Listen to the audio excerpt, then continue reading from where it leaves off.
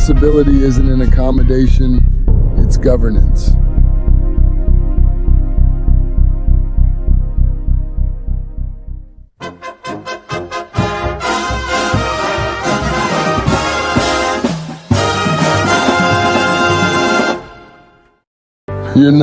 People think having a disability means I need help brushing my teeth. No. I need help remembering which one of my 47 passwords the bank wants today. And if that wasn't enough, sometimes your caregiver becomes your chauffeur, your grocery shopper, your tech support, your therapist, your professional. Can you reach that for me? Person, and somehow your banking assistant. At this point, they deserve a superhero cape.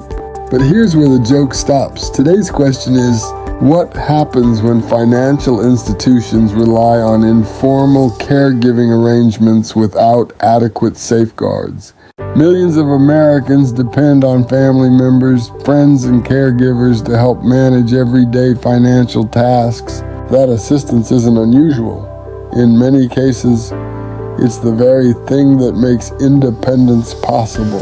But what happens when financial systems assume everyone understands the arrangement without accessible communication, without clear documentation, and without safeguards designed to protect everyone involved? How do institutions know the customer truly understands what's happening? How do they protect trust while still respecting independence? Because when confusion enters the picture, relationships can be damaged, money can disappear, and confidence in the system can be lost. Good systems don't just work when everything goes right. They're designed to protect people when things go wrong. So I'd like to hear from you. What happens when financial institutions rely on informal caregiving arrangements without adequate safeguards? You would think the hardest part about living with a disability is finding a caregiver.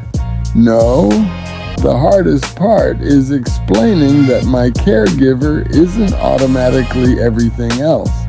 I've had people assume my caregiver was my brother, my son, my nurse, my business partner, my accountant. And sometimes they even believe my caregiver when he jokingly tries to convince them I'm his grandfather. Pause. Look at the camera. Look at this face. I'm definitely not old enough to be somebody's grandfather, especially in AI years. I'm like, he's just trying to help me get to lunch. The reality is, caregivers do a lot. They drive us around, help us shop, help us communicate, help us use technology. Sometimes they even know our schedules better than we do. But helping me doesn't mean becoming me. And that's where today's story begins.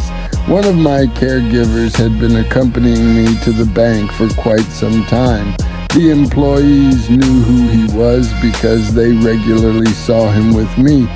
I don't know what assumptions, if any, were made, but what I later discovered was that he was able to use my business account to obtain a PPP loan and transfer money from that account.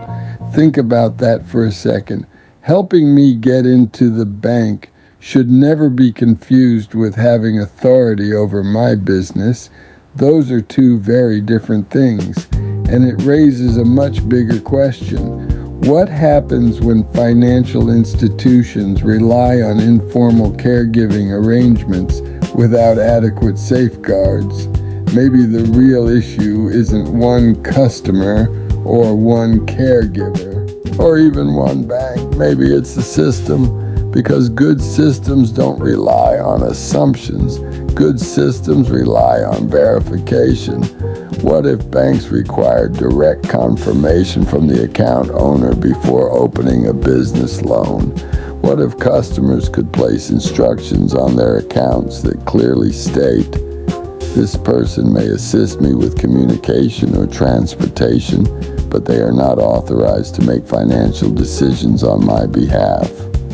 What if every business loan, every large transfer, every request to add an authorized user, or every change to account ownership required direct confirmation from the account owner? What if banks offered an optional accessibility protection profile for customers who rely on caregivers or communication support? Features like dual verification for major transactions, instant fraud alerts, video or phone confirmation with the account owner, a clear distinction between assistance and legal authority, written accessibility instructions for bank staff. Those safeguards wouldn't make banking harder, they would make banking safer, not just for people with disabilities, but for everyone, because assistance is not authority and familiarity is not authorization. I'd love to hear your perspective. What safeguards should financial institutions have when customers rely on caregivers or support persons?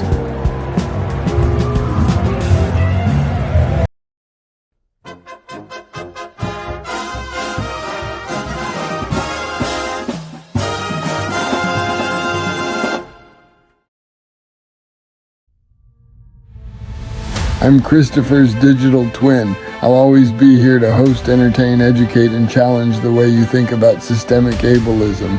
If today's conversation inspired you, visit unconfinedlife.org, learn the vision, support the mission, become part of the movement, donate to the cause.